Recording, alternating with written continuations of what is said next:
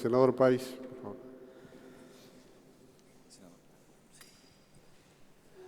Doctor, recién usted, justamente haciendo mención a la acordada 2096 de la Corte Suprema sobre la exclusión del pago del impuesto a las ganancias, cuando el Congreso modificara la ley de impuesto a las ganancias estableciendo con absoluta precisión que los integrantes del Poder Judicial debían pagar este tributo, habló de que incluso no estaba convencido en que era una materia de acordada, pero que ya había otros fallos que habían determinado la no obligatoriedad de pagar el tributo de los magistrados en función de lo previsto por el artículo 110 de la Constitución, que yo creo particularmente no está por sobre el artículo 16, no le establece ese privilegio.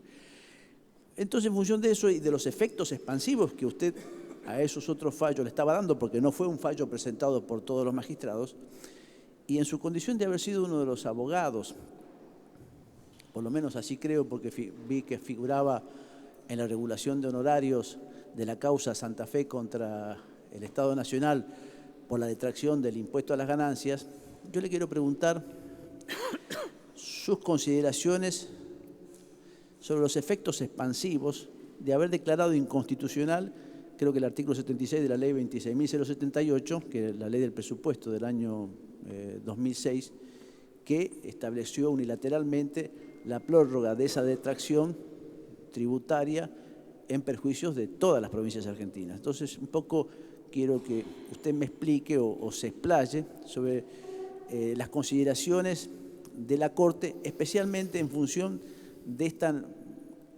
categórica definición que tuvo sobre la tipicidad de esta ley de jerarquía superior que son las leyes, convenios en materia de lo que es el derecho intrafederal.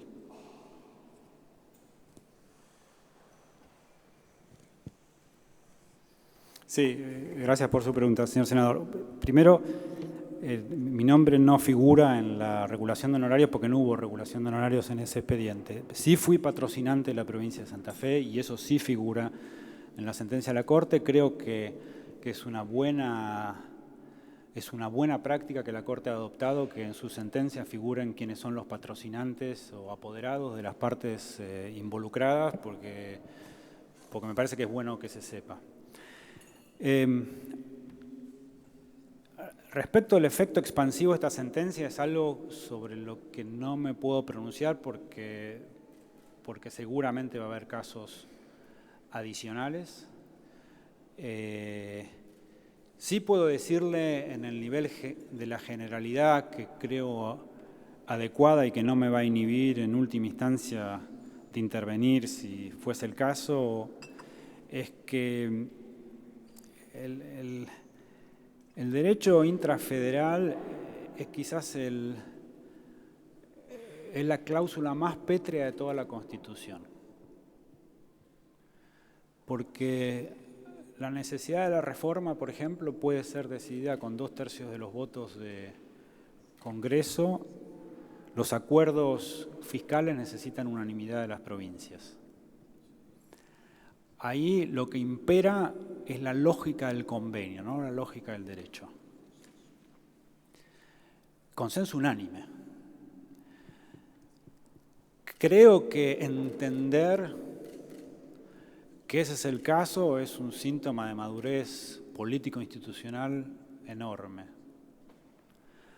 Yo escribí un libro que nunca publiqué porque no era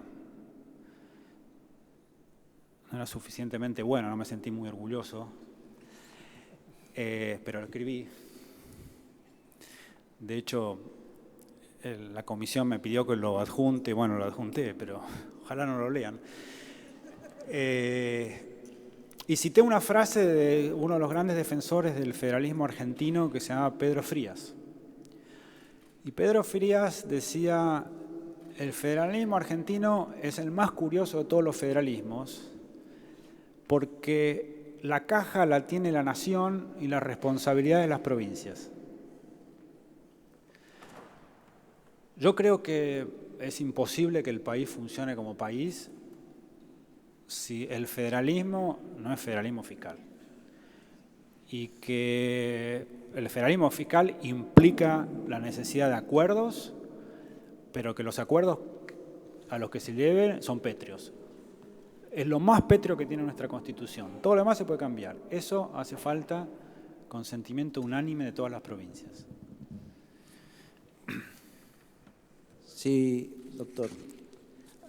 También disparado por las otras preguntas, hay una causa que para nosotros, los patagónicos, y para el suscripto que es senador por la provincia de Chubut, es muy importante, que fue la causa Villíbar, donde si bien la Corte, en el caso de la mina de Esquel, rechaza el recurso, hubo 3 magistrados, si mal no recuerdo, Petracci, Fait y el mismo Lorenzetti, hicieron, a diferencia de los votos de plancha, en el rechazo hicieron consideraciones, para mí, señeras en cuanto a la competencia nacional y provincial en materia de los recursos naturales y el derecho ambiental y la regulación ambiental. En función de ello, yo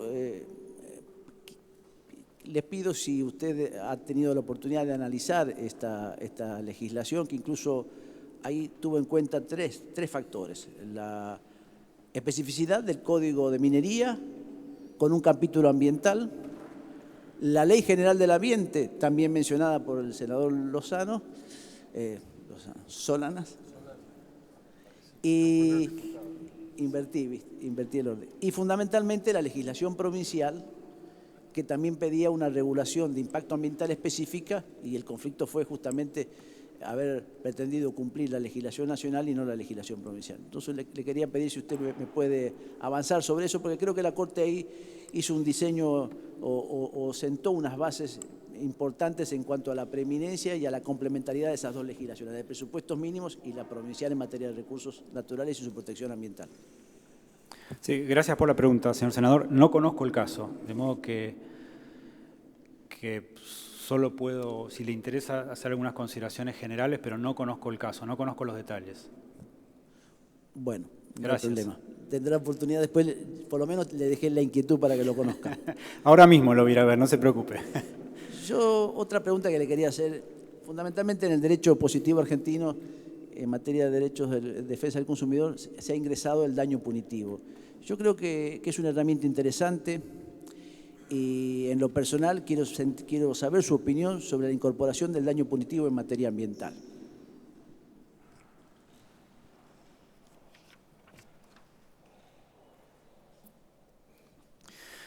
Ok, gracias por la pregunta. El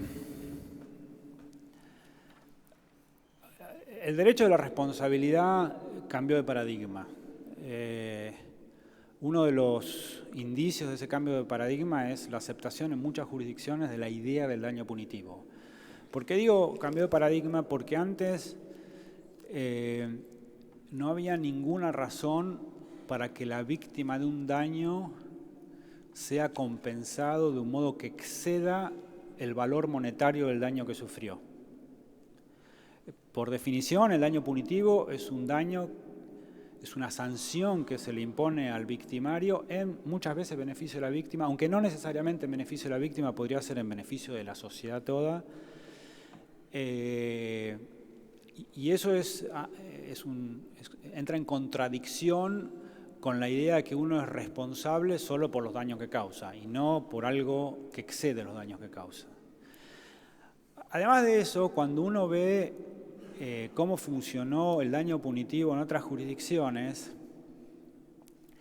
y entiende y piensa acerca del modo en el que quienes tienen que pagar daños punitivos se protegen de ese pago, en definitiva, ciertas dudas de si política y económicamente es una buena decisión. Porque lo que sucede cuando se imponen muchos daños punitivos es que los internaliza quien los recibe, pero no los paga quien los paga, porque quien los paga los transfiere a los precios.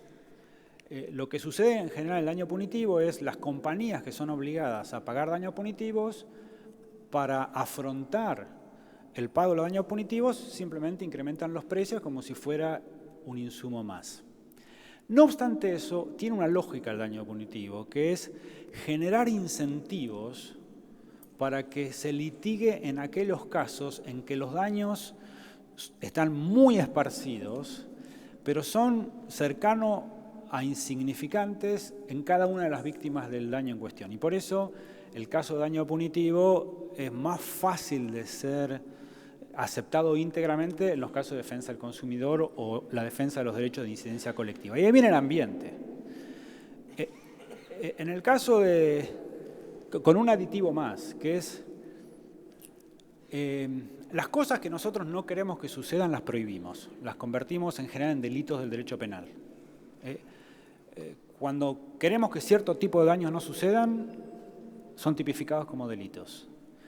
Cuando sabemos que la actividad humana en general lícita puede causar algunos daños, obligamos a quien causa los daños a hacerse responsables de los daños causados. Pero hay instancias en que los daños son tan grandes que no se pueden compensar. Y eso es problemático porque no hay solución ex post. Y cuando no hay solución ex post, una manera de disuadir el daño es incrementar el disuasivo a través de incrementar el costo del daño que se impone. De modo que en estos daños, en donde la magnitud de los daños es de difícil compensación ex post, yo creo que los daños punitivos pueden tener explicación y justificación. Otra pregunta, doctor.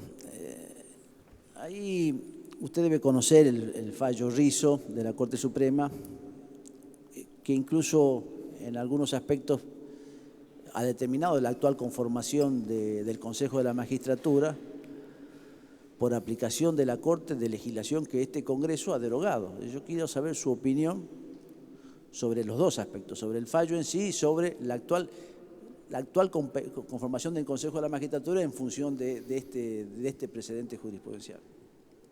Sí, gracias por su pregunta, señor senador. Ese es un caso que claramente va eventualmente ocurrir por ante el tribunal, de modo que me es muy difícil pronunciarme. Creo que era una circunstancia institucional complicada, porque al declarar la inconstitucionalidad de la ley en Rizzo, no había soporte normativo para determinar qué es lo que debe hacerse. Pero en fin, como la situación está pendiente de resolución y seguramente va a ocurrir por ante la Corte, le pediría que me exima de hacer algún comentario adicional. Bueno, y fundamentalmente igual quería consultarlo sobre, yo creo que en lo particular del precedente Bisotti y otros precedentes, uno advierte como que algunos fallos de la Corte tienden a sustituir la actividad del Congreso y son fallos que tienen una plena vocación legiferante y que a mi criterio y obviamente en defensa de la competencia y las atribuciones que la Constitución le da a este Congreso, yo estoy absolutamente en contra, pero quiero saber su opinión fundamentalmente en relación a ese tipo de sentencias que se han venido incorporando al derecho, se han venido incorporando a nuestra vida institucional en cuanto a la actividad de la Corte. Mire, yo creo que los jueces no deben gobernar. Establecer cuál es el límite en que la justicia se convierte en gobierno es complicado, es un área que está en turbulencia.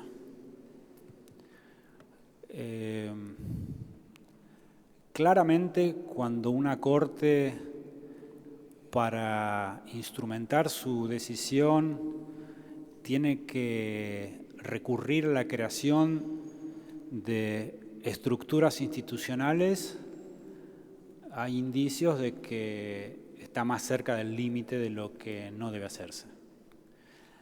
Ahora, es cierto también que a la Corte le cabe proteger los derechos que la Constitución le consagra a los individuos. ¿Cuál es el límite? Es una cuestión contenciosa. Yo creo que la respuesta a estas preguntas, como casi todas las respuestas a las preguntas constitucionales, hay que buscarla, cada juez la debe buscar no en su propia ideología ni en su propia convicción, sino la debe hurgar en el pasado institucional de la propia Corte. Debe reconstruir las prácticas de interpretación de los textos constitucionales y ofrecer soluciones consistentes con esas prácticas. La originalidad es una gran virtud en otros ámbitos. Por ejemplo, el ámbito del que yo vengo, que es la academia. Uno se hace famoso diciendo cosas originales. Ahora, la justicia es algo diferente. Y dos preguntas en una para concluir, porque bien dijo el presidente que no debemos monopolizar, si no seguiría con muchas preguntas. Tengo más de 17, pero usted habló, y me pareció muy interesante, sobre su posición de que la Corte debería unificar los fundamentos en los votos cuando se construyen las mayorías necesarias al dictar sentencia, y fundamentalmente en las causas donde está en cuestión un análisis sobre la constitucionalidad de alguna norma. ¿Usted cree que eso podría ser introducido obligatoriamente a través de una modificación de la ley orgánica y de las normas procesales que determine cómo deben ser dictadas las sentencias en los tribunales colegiados, incluida la Corte Suprema de Justicia como competencia de este Congreso? Esta es la primera consulta. Y la segunda estaba también, es en relación a... No, está subsumida en esta, es decir, si usted considera que es competencia, claro, que es responsabilidad de este Congreso y que es competencia de este Congreso mandar a legislar sobre cómo deben estructurarse las sentencias de los tribunales colegiados, incluida la Corte Suprema de Justicia. Es una pregunta complicada. A ver, sin duda creo que hay espacio para ganar, que se puede hacer mejorando las prácticas de sentencias de los tribunales. Pero la pregunta verdaderamente difícil que usted me hace es si puede ser una decisión del Congreso. Esa es la pregunta difícil.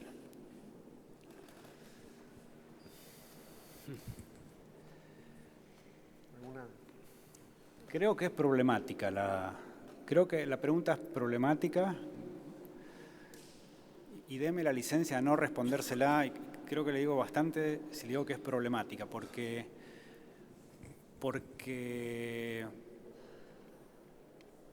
debería pensar mejor si es intrusiva en la autonomía del Poder Judicial o no. Coincidimos en que cambiar las prácticas de sentencias es para bien. Bueno, atento la falta de respuesta. Yo le devolvería la gentileza y le diría, es claro que el Poder Judicial no puede pronunciarse acerca de las prácticas de determinación de la voluntad política de las comisiones del Senado, es claro. Sí.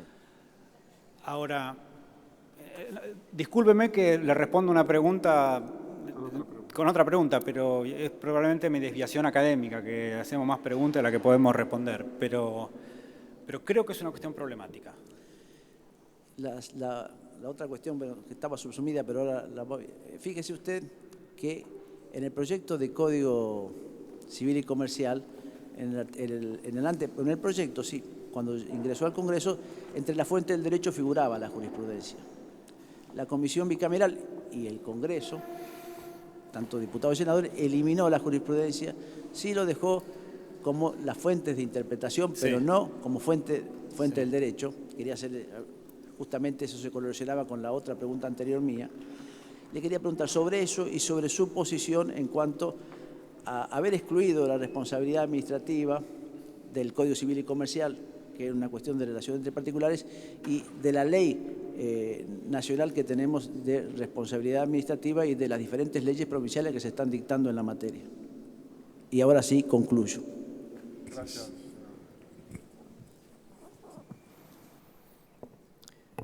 Déjeme responder la segunda pregunta primero en el nivel de generalidad que creo que no me inhibe de entender casos donde la ley pueda estar en cuestión.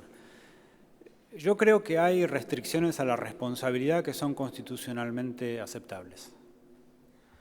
Hay un principio general de indemnización íntegra porque de otro modo se afectaría la propiedad de la víctima. Pero hay regímenes que son aceptables siempre que puedan ser justificados de un modo diferente a meramente consagrar un privilegio en el demandado. Si el objetivo de la ley es meramente poner al Estado al margen de la ley, es inconstitucional. Si hay razones que puedan explicar las restricciones de un modo diferente, haciendo alusión a la necesidad de, por ejemplo, preservar el funcionamiento de servicios públicos esenciales, creo que, con la generalidad que mi respuesta admite, puede pensarse que es constitucional. ¿Contestaste la segunda? La segunda. La primera, perdón, ¿cuál era? Ok, sí, ya me acordé. Perdón. La modificación del proyecto.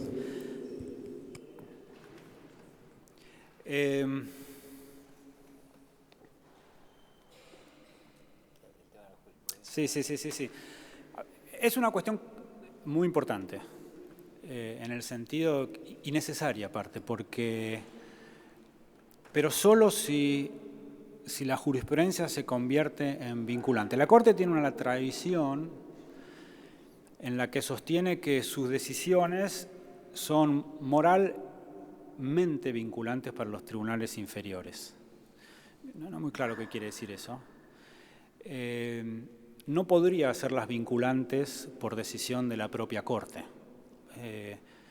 Reitero, creo que eso requiere una reforma constitucional y de hecho estaba en la Constitución del 49. ¿Por qué las decisiones de otros jueces pueden ser relevantes para las decisiones de jueces anteriores? Pueden ser relevantes para las decisiones de un juez hoy. Hay un argumento bastante tradicional cuando uno analiza este problema académicamente, que es el peso de juzgar. Cuando un juez se ha enfrentado con una situación idéntica a la que uno se enfrenta hoy y ha resuelto de determinada manera, hay alguna presunción de que su resolución, alguna presunción, su resolución es correcta. Es como si algo se viene haciendo de un modo, uno tiene que tener un argumento muy potente para hacerla de un modo diferente. Eso es un argumento que funciona en favor de la vinculatoriedad de los precedentes, más allá de la autoridad que pueda tener una corte sobre otra. Yo creo en eso. Creo que uno tiene que aproximarse con deferencia a las decisiones de jueces anteriores y que si se va a apartar tiene que tener una teoría del error. Tiene que mostrar por qué razón la decisión del juez anterior no se condice de un modo consistente e integrador con otras decisiones de las Cortes argentinas. Creo que entre nosotros hay demasiada facilidad para escaparse de las decisiones anteriores y me parece que eso hace más difícil la construcción de una cultura constitucional que permita a la Constitución el derecho a hablar con una sola voz. Muy bien, gracias, senador. Senadora Valmedina.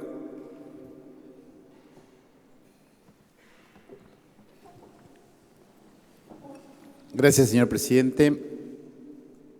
Doctor, obviamente a esta altura varias de las cuestiones que uno tenía pensada preguntar fueron comentadas tanto en el descargo como en otras preguntas anteriores, pero me gustaría puntualizar en algunos temas que considero particularmente relevantes. En primer lugar, en diversas publicaciones académicas, usted ha calificado como problemáticos los fallos de la Corte Suprema de Justicia que habilitaron el juzgamiento de los crímenes de lesa humanidad y ha efectuado cuestionamientos a los fundamentos de esas decisiones. Considerando que aún se encuentra en estudio la Corte numerosas sentencias sobre este tema, ¿cree que debe revisarse o modificarse esa jurisprudencia?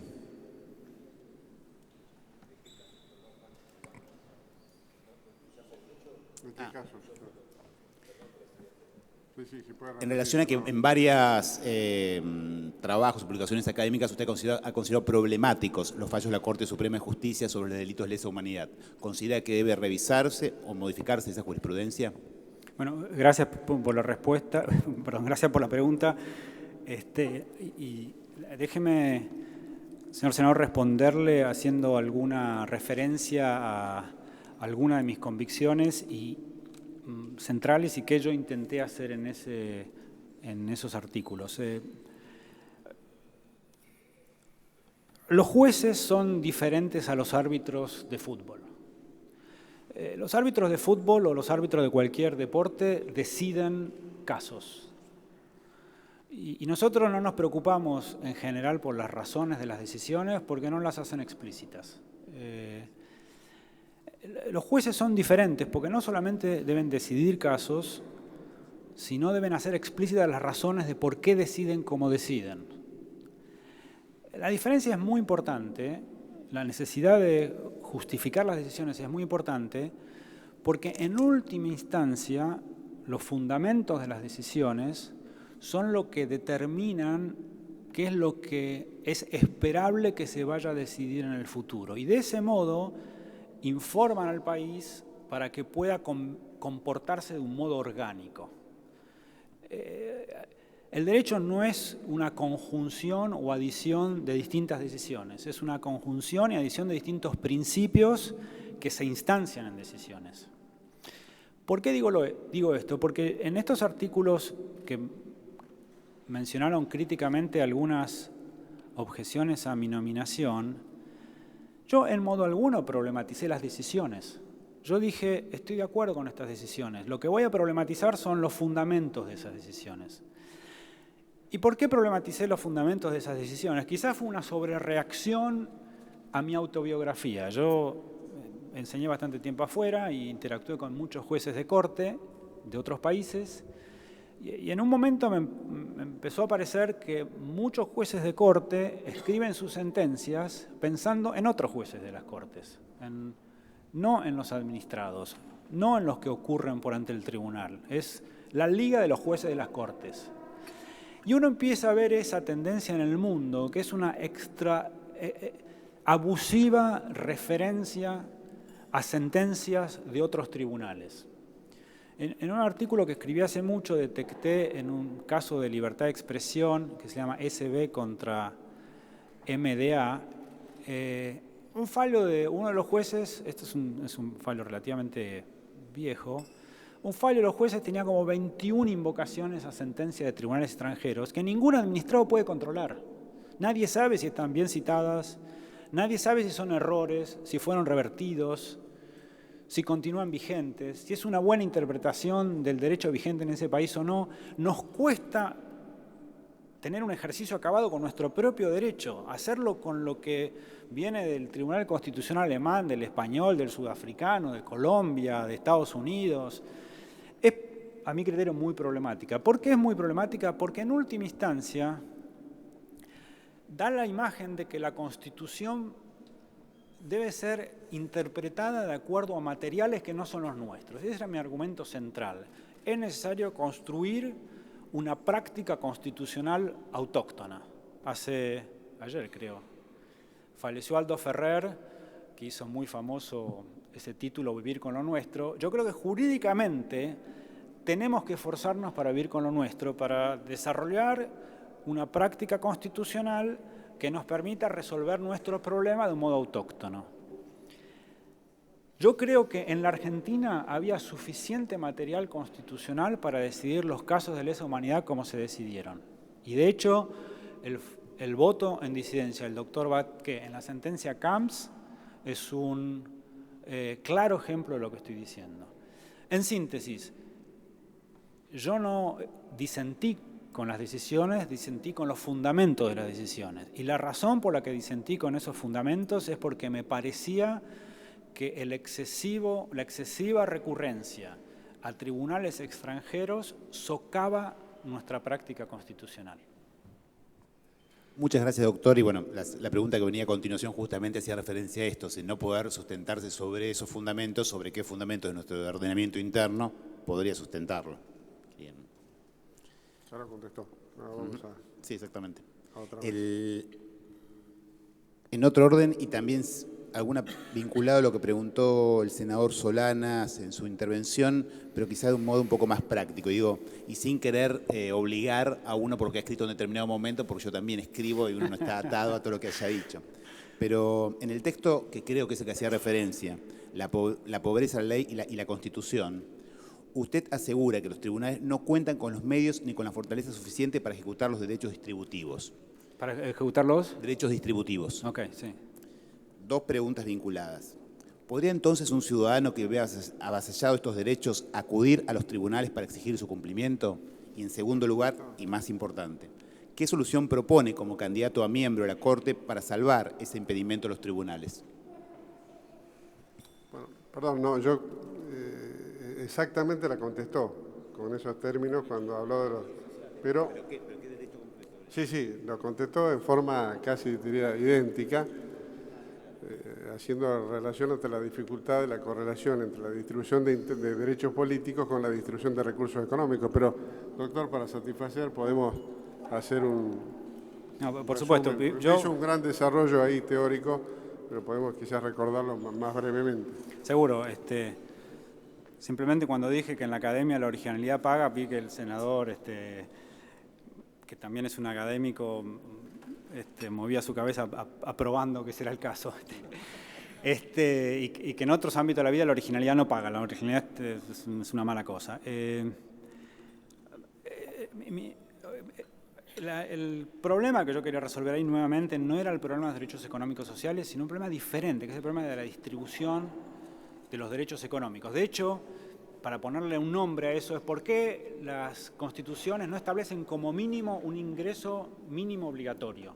Porque bajo cualquier teoría de la justicia plausible parece que al menos algo de lo necesario para llevar adelante una vida con mínima dignidad nos merecemos todos, porque eso no está en las constituciones. Y mi argumento fue, no el mío, sino tratando de reconstruir argumentos posibles, fue un problema que en la academia se llama de tecnología de la justicia.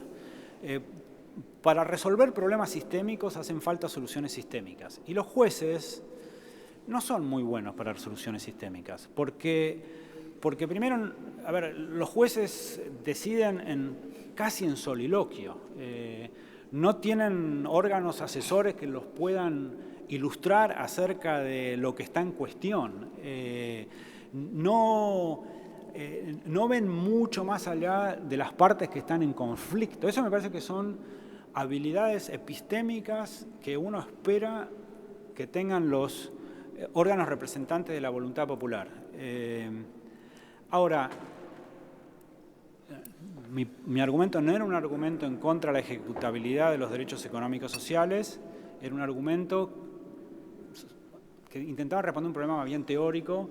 Si usted, señor senador, me dice, bueno, ¿cuál es la relevancia práctica de ese argumento? No lo sé, pero no pretendía tampoco determinar el modo en que uno debe comportarse como juez, sino simplemente dar cuenta de un problema teórico. Muchísimas gracias. En el mismo sentido, o volviendo a ese mismo texto, usted señala que piquetear una ruta o autopista es un delito, que consiste primariamente en la toma como rehenes a terceros inocentes, que no está protegido por la libertad de expresión y que viola el artículo 194 del Código Penal. ¿Qué valor le merecen, en este sentido, las manifestaciones públicas, como la que seguramente tendrá lugar el 24 de marzo y fechas similares, que, citando dicho artículo, sin crear una situación de peligro común, impiden, estorban o entorpecen el normal funcionamiento de los transportes por tierra? ¿En qué supuestos reconoce usted una excepción a la configuración de este delito? Ok, gracias por la pregunta. A ver, yo creo que la protesta es un derecho, es una conjunción de tres derechos distintos.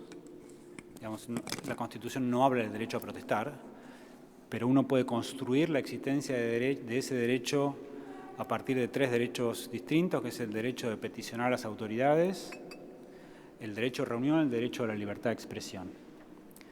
De estos tres derechos, hay dos derechos que están sujetos a reglamentaciones que no alteren su esencia, por ponerlo de algún modo. Pero hay un derecho de estos tres que tiene una superprotección, que es el derecho a la libertad de expresión. Cuando algo está protegido por la libertad de expresión, la regulación que lo restrinja es muchísimo más sospechosa que cuando regulación restringe otros derechos. En otras palabras, reitero, el derecho a la libertad de expresión es un derecho superprotegido. Entonces, la cuestión, y era el problema que yo trataba de resolver en alguno de mis artículos, era en qué casos la protesta puede entenderse como una manifestación predominante de la libertad de expresión y en qué casos no. Y mi respuesta a ese problema es: no hay una fórmula general. Hay protestas y protestas. Todo depende de distintas consideraciones muy relevantes, como por ejemplo, ¿quiénes protestan? Si, por ejemplo, quienes protestan tienen mecanismos de expresión alternativos, la importancia expresiva de la conducta es menor, porque lo pueden hacer de otro modo. ¿Por qué protestan? ¿A quiénes afectan cuando protestan? ¿A cuántos afectan? ¿Con qué intensidad? Son consideraciones que pueden variar de caso a caso, por lo que puede que algunos actos que son instancias del derecho a protestar sean mejor vistos como actos expresivos con la protección de la libertad de expresión y por lo tanto actos sobre los que no se puede regular, y en otros casos sean actos que no instancian aptitudes o mecanismos expresivos a los que se los puede regular. Ahora, una cosa que yo dije explícitamente fue que incluso si la protesta, en ese artículo, incluso si la protesta no tuviese protección constitucional, no quiere decir que deba ser castigada. Porque, casi textualmente, me acuerdo la cita, digo, porque ponen de resalto las condiciones abyectas en las que viven muchos de nuestros conciudadanos. Y además, no todo lo que no está constitucionalmente protegido es un delito o debe ser un delito. Hay cosas que no están constitucionalmente protegidas, pero no tiene sentido que se hagan un delito.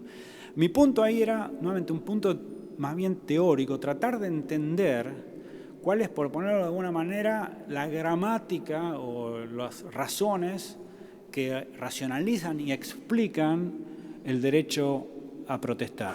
En síntesis, creo que los actos de protesta son diferentes unos a otros.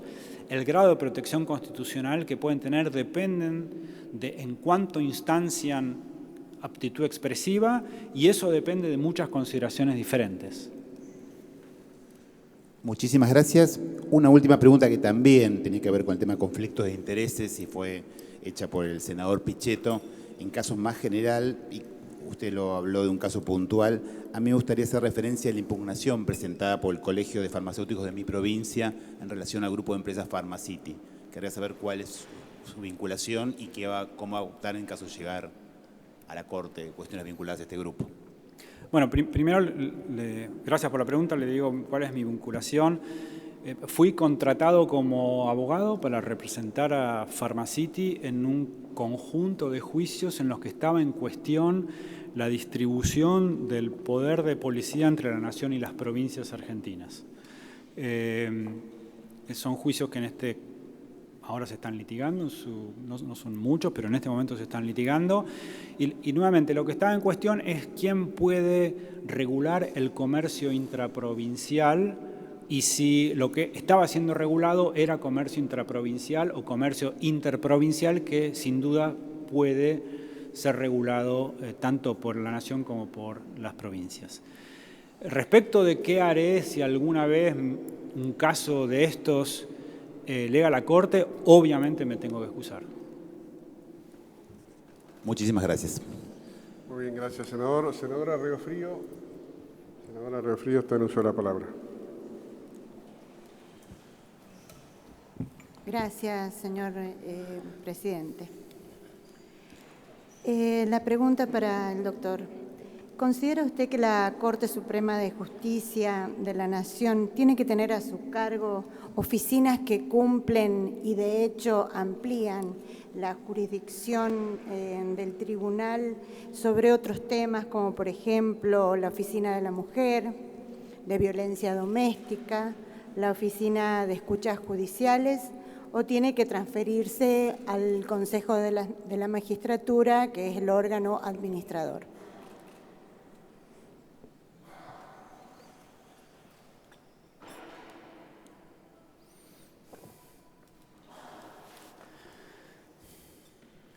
Sí, gracias por la pregunta.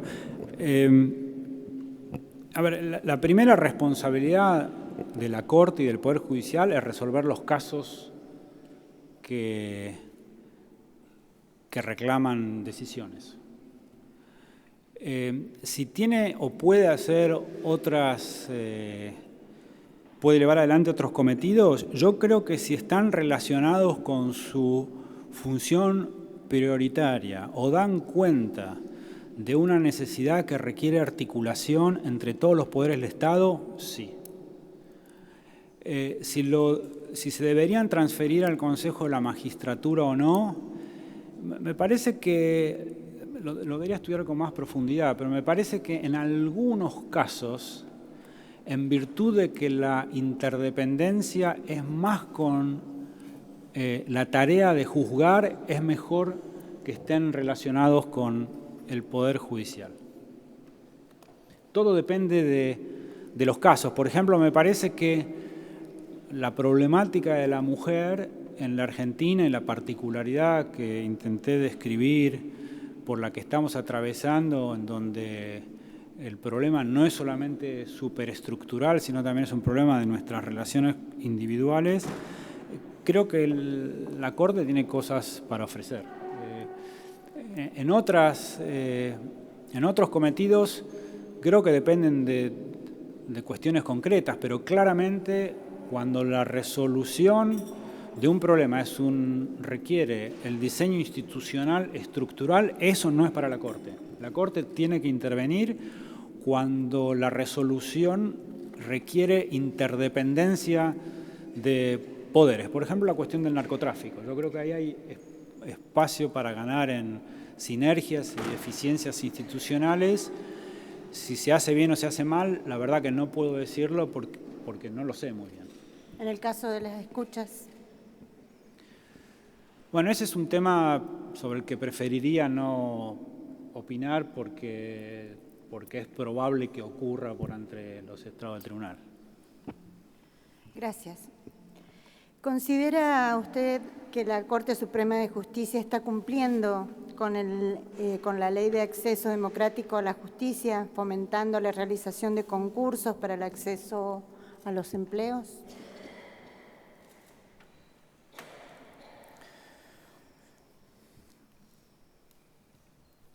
Bueno, eso es digamos, no está cumpliendo con la ley. Yo creo que si la aspiración es que la idoneidad sea la única razón para determinar los empleos públicos, una regulación es constitucional. Creo que regular el modo en que la Corte debe llevar adelante ese cometido y esa aspiración constitucional puede representar problemas constitucionales, de modo que también le pediría que me exima de tener que pronunciarme con más detalle. Doctor, cuando usted habló sobre el tema de género, la verdad que me agradó mucho porque percibí una sensibilidad en el tema y un conocimiento y una preocupación por el tema, debo admitirlo. También dijo que su nominación no era sustitutiva de la nominación de una mujer. Ahora bien, los nombres enviados por el presidente Macri son de 2 hombres, lo que me deja abierta la posibilidad de interpretar, no sé si estoy equivocada, que cumplimentar con el tema del género sería una cuestión que a su criterio quedaría pendiente. Y eso también me da la posibilidad de preguntarle cuál es su posición con respecto al aumento del número de los miembros de la Corte. Sí. No, quería aclarar que lo contestó de forma bien detallada, pero puede le pedimos con el tema del género. Sí, justamente le pedimos que lo redondee. Bueno, porque... a ver, a mí no me corresponde pronunciarme sobre el número de miembros de la Corte. Reitero, mi nominación no es sustitutiva de la nominación de una mujer. Creo que la perspectiva de género es importante y yo soy muy empático con esa perspectiva, pero seguramente hay algunas cosas que me pierdo. En términos autobiográficos, mis hijos están acá y mi hija me decía a mí cuando era chica, porque vivía conmigo, mi mujer estaba haciendo sus estudios en otro país, mapá. O sea que... Sí, es simpática la anécdota y me parece bueno saber que tiene esa sensibilidad. Pero bueno, lo cierto es que en los hechos concretos los nombres son masculinos. Como usted sabe, en el decreto 222 hay 3 temáticas que debieran tenerse en cuenta. Una, dentro de las medidas de lo posible, lo dice así. Una es el género, otra la regionalidad, la procedencia de los postulantes y otra la especialidad. A mi criterio, con lo del género no se cumple, a no ser que se piense remediar. Con la regionalidad tampoco, lo manifesté en la otra oportunidad que vino el doctor Rosati. Creo que de aprobarse los pliegos de ambos, tendríamos los 5 jueces de la Corte procedentes de la misma región central y con las características específicas que tiene esa región central de la República Argentina. ¿Qué piensa usted sobre este tema?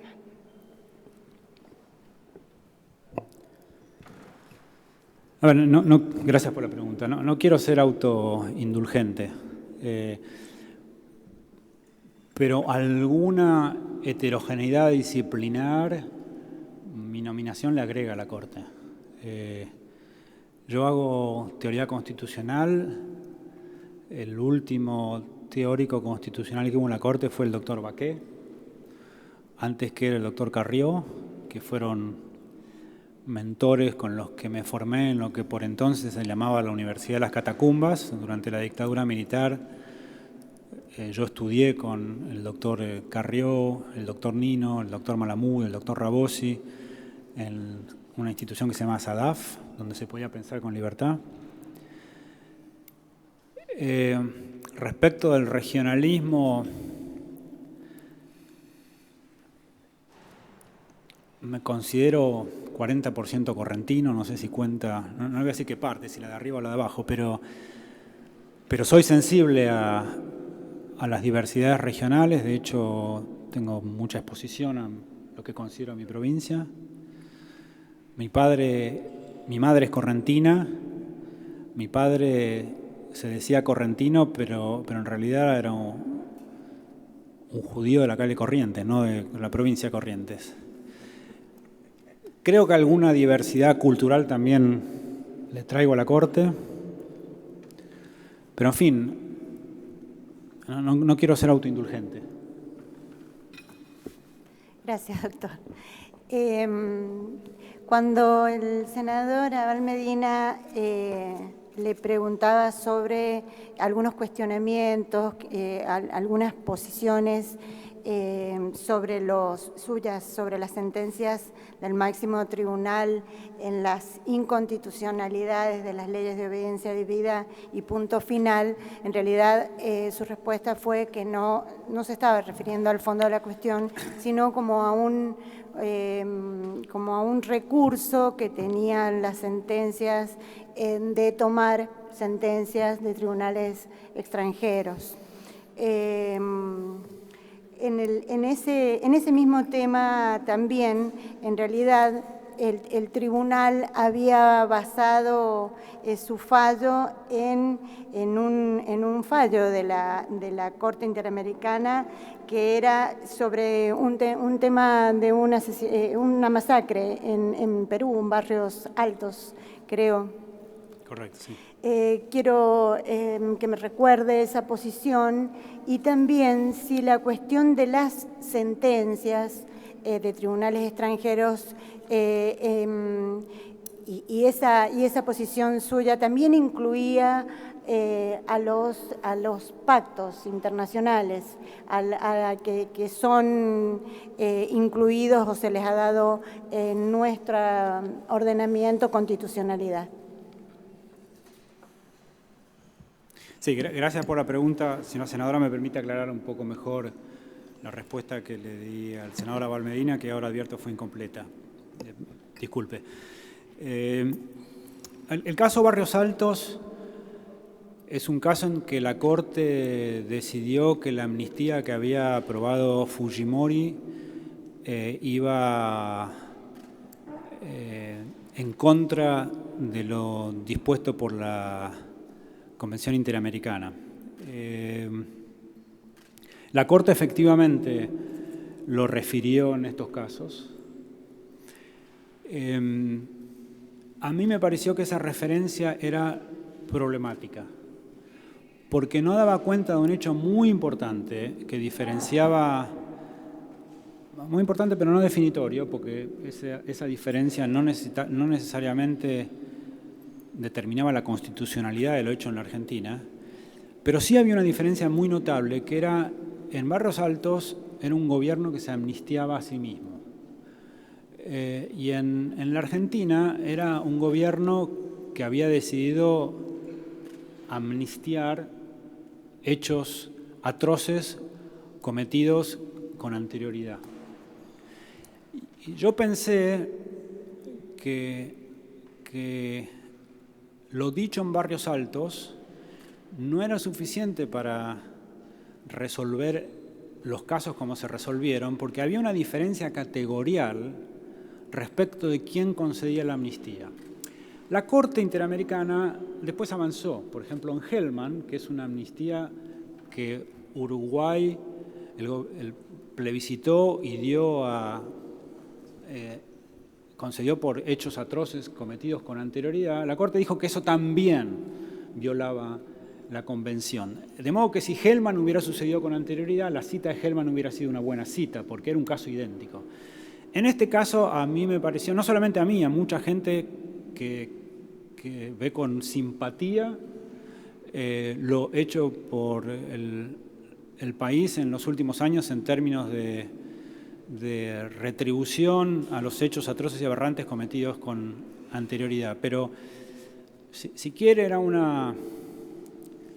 para usar una expresión de Freud, la neurosis de la pequeña diferencia. A mí me parecía que ese caso no era un caso apropiado para fundar la sentencia como se fundó. Y reitero, creo que había material normativo autóctono que hubiera permitido llegar a la misma decisión por otro camino, un camino menos pedregoso, más fácil de controlar. Pero en fin, es una cuestión opinable, pero eso fue lo que dije en esa oportunidad. Respecto de la vinculatoriedad de los fallos, en los casos en los que la Argentina es parte, la vinculatoriedad es clara. En los casos en los que no es parte, esta Corte ha dicho con bastante consistencia que los fallos son vinculantes. Sí, en realidad tengo acá, corríjame usted si estoy equivocada, que usted habría afirmado en una publicación donde con un abogado, Filippi, tuvieron así una suerte de debate, que la constitucionalización de los tratados ni la pertenencia a la comunidad internacional blindan el uso del derecho internacional humanitario por parte de los jueces. En el primer caso, por entender que los tratados son aún, a pesar de su constitucionalización, derecho de otro y su adopción no lo hace nuestro.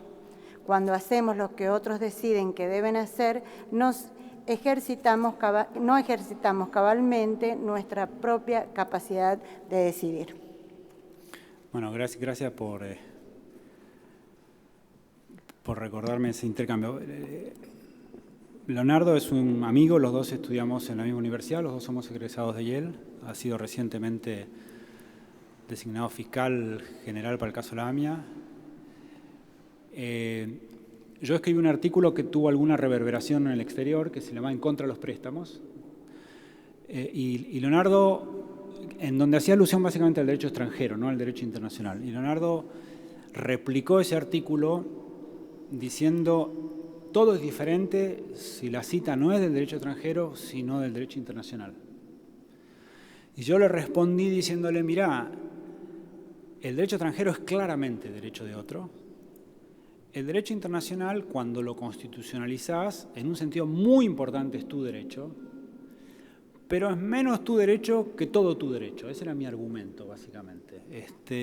Y la metáfora que usé es: a ver, si yo le digo a alguien, haz lo que quieras conmigo, ¿quién está decidiendo? Esta es discusión académica, ¿no? ¿Quién está decidiendo, él o yo? Y mi punto era sencillamente, cuando uno difiere a un derecho en cuya factura participa de un modo menos intenso del que participa en la factura del derecho nacional, difiere un derecho que es menos suyo. Nosotros votamos por nuestros representantes, votamos por aquellos que hacen las leyes nacionales. No sucede lo mismo con los acuerdos de la comunidad internacional. Con esto, y lo digo explícitamente en el mismo trabajo, espero que me releve la obligación de leerme a mí mismo, que es siempre embarazador. Digo explícitamente que mi punto no es que debamos circunvalar las obligaciones que autónomamente hemos asumido, porque la Argentina constitucionalizó los tratados, hay que honrar los compromisos internacionales que hemos asumido en las condiciones de vigencia de los tratados. Simplemente digo que debemos tener cuidado, y ese es todo mi punto, debemos tener cuidado cuando hacemos este tipo de cosas, porque en algún sentido nos desapoderamos de la aptitud para gobernarnos íntegramente a nosotros mismos. Es un punto, le diría, que no tiene consecuencias sustantivas respecto de cómo hay que decidir. Simplemente, y quizá nuevamente, porque en la academia uno gana notoriedad cuando dice cosas originales, simplemente traté de enfatizar un punto que no lo enfatizaba nadie. Y reitero, creo que es un punto correcto, creo que es un punto en el que entiendo, el honorable Senado me puede entender, porque es una deferencia hacia nuestros legisladores. Reitero, para mí es un dato determinante. Nosotros votamos por nuestros legisladores y podemos influir para que nuestros legisladores hagan cosas distintas a lo que hacen. No pasa lo mismo con la comunidad internacional. Entiendo que estamos vinculados por la comunidad internacional, que tenemos que respetar nuestros acuerdos y nosotros hemos decidido autónomamente constitucionalizar los pactos de derechos humanos. Tenemos que vivir en términos de nuestros compromisos. Pero... Gracias, doctor. Bueno, muy bien. Vamos.